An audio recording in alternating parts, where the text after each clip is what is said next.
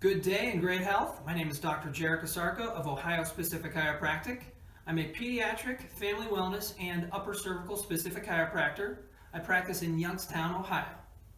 Today on this video, I just want to talk a little bit about how we cannot equate our health with the absence of symptoms, specifically pain.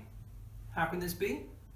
Well, if we look to the World Health Organization's definition of health, it says that health is a state of complete physical, mental, and social well-being, and not merely the absence of disease or infirmity. From a physiological standpoint, our health is measured by how well our nerve system is functioning. Why is that? Well, our nerve system does four main things. It controls all the movements we make, regulates all our body organs, senses everything we feel, and relates us to the outside world.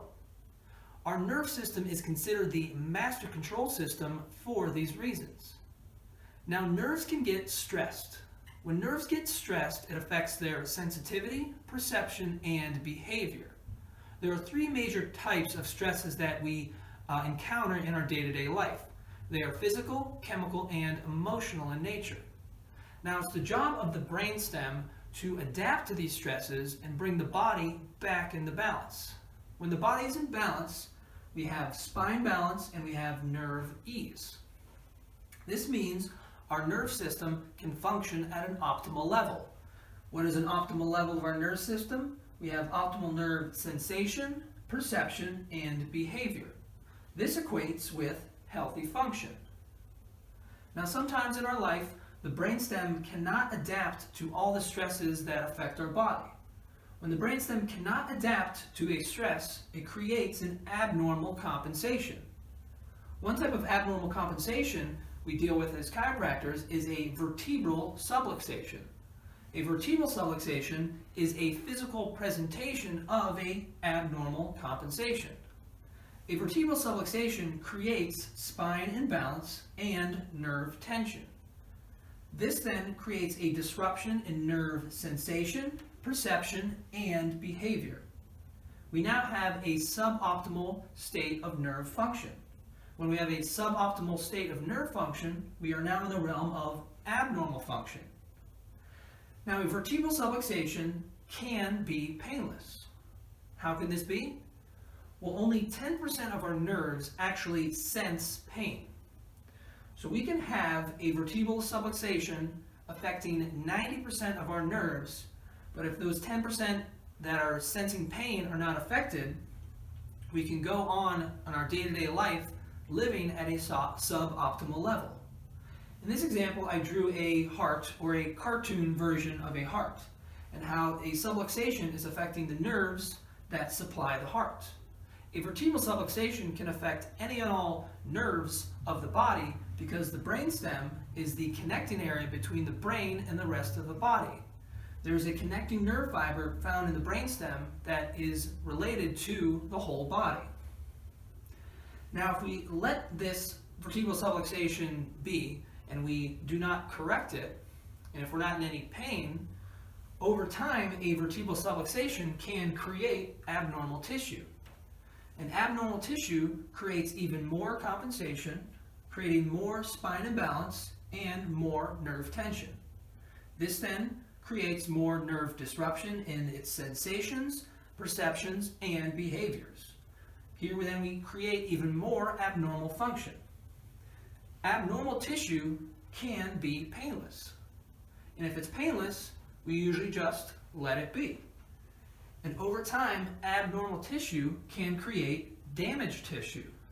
Damaged tissue can result in even more compensation, more spine imbalance, more nerve tension, creating even more disruption in nerve sensation, perception, and behavior, creating even more abnormal function. Damaged tissue can still be painless. And if it's still painless, we usually just let it be.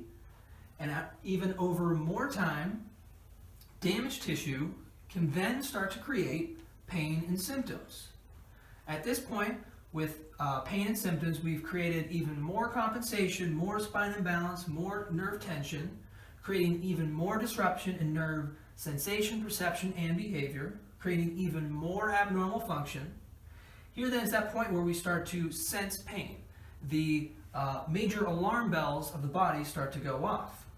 Now if we go through the medical route or the medical intervention, what is the major medical approach to pain? They try to suppress the pain with either shots, pills, or surgeries. Now, does that suppression of the pain work?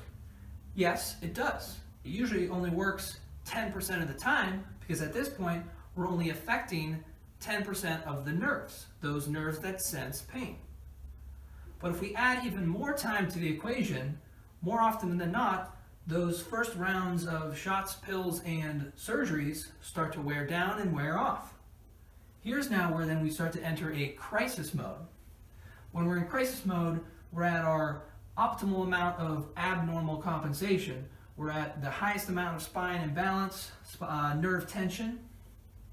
We're at our highest amount of pain sensation. So after that first round of suppression of shots, pills, and surgeries didn't work, what's the continual medical approach? Well, even more shots, pills, and surgeries. Then even if we continue down that route, over time, those shots, pills, and surgeries will start to wear down and wear off. After all those medical interventions fail, this is the point where a lot of people will try chiropractic for the first time. Now my question is, why not start with chiropractic? In chiropractic, we try to go to a root cause of abnormal function. One major type of abnormal function we deal with is the vertebral subluxation. Now, if we can correct a vertebral subluxation, we can cut down on abnormal tissue. If we can cut down on abnormal tissue, we cut down on damaged tissue. When we cut down on damaged tissue, we prevent unnecessary pain symptoms. So ultimately, we can either be reactive to a disease crisis or proactive in our health and well-being.